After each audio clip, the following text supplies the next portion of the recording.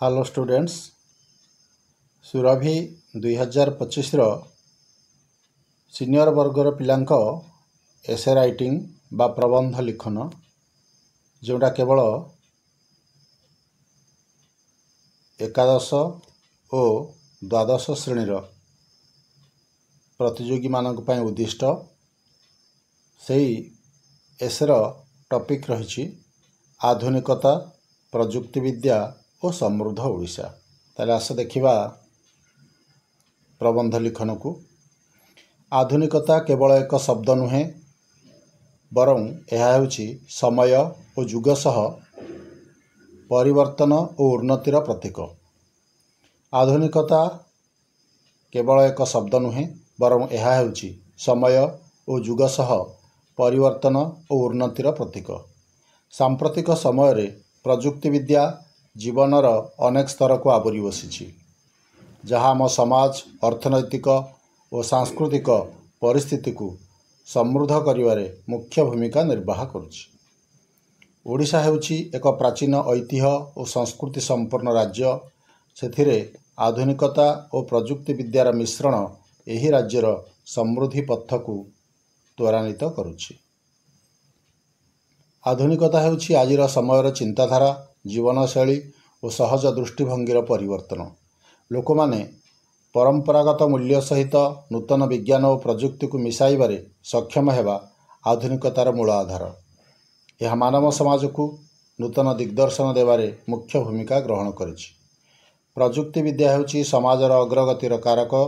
कौनसी समस्यार समाधान, पूर्वर प्रचलित समाधानर उन्नति किंबा जीवन धारणर मानरे उन्नति पई कौनसी एक यंत्र, उपकरण, कला किंबा कौशलर गठन, परिवर्तन, व्यवहार और ज्ञान आहरण को आमे प्रजुक्तिविद्या कहि थाउ।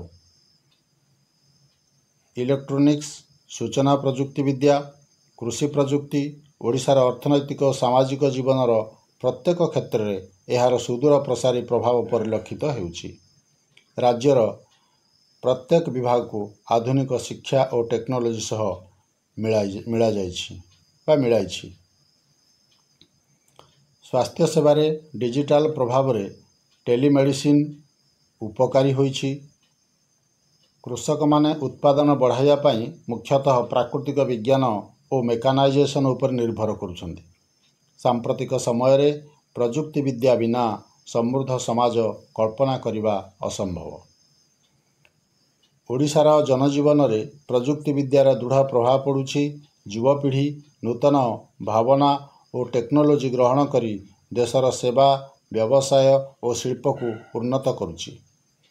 ओडिशार शिल्प रे इलेक्ट्रोनिक्स, नूतन उत्पादन प्रक्रिया और स्वच्छ उत्पादन व्यवस्था द्वारा गुणवत्ता वृद्धि पाइछि। कृषि रे पाणीपाग पूर्वानुमान और रोगपोक नियंत्रण प्रणाली चाषी को साहाय्य करुछि।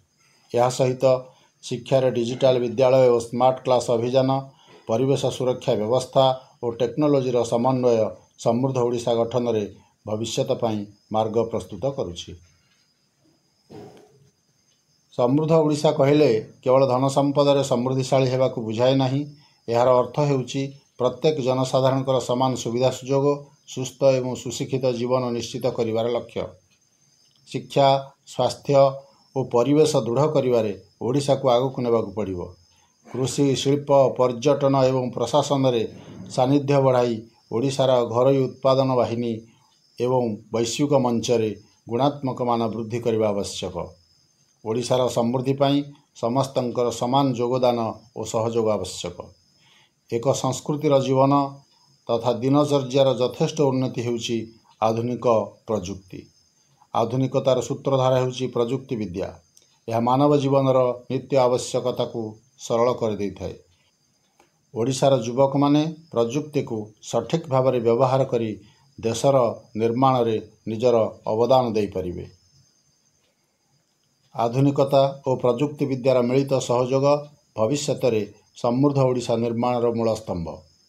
संप्रति ओडिशार उन्नति को विश्व मान्यता मिलुछि, किंतु यहाकु जारी रखिया पाई आधुनिक आधार, प्रजुक्तिविद्या और सामाजिक सचेतनतार संयोग आवश्यक।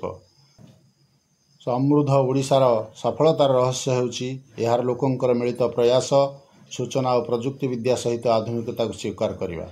यह आधार करी भविष्य में ओडिशा एक सुदृढ़ समृद्ध राज्य हो पार।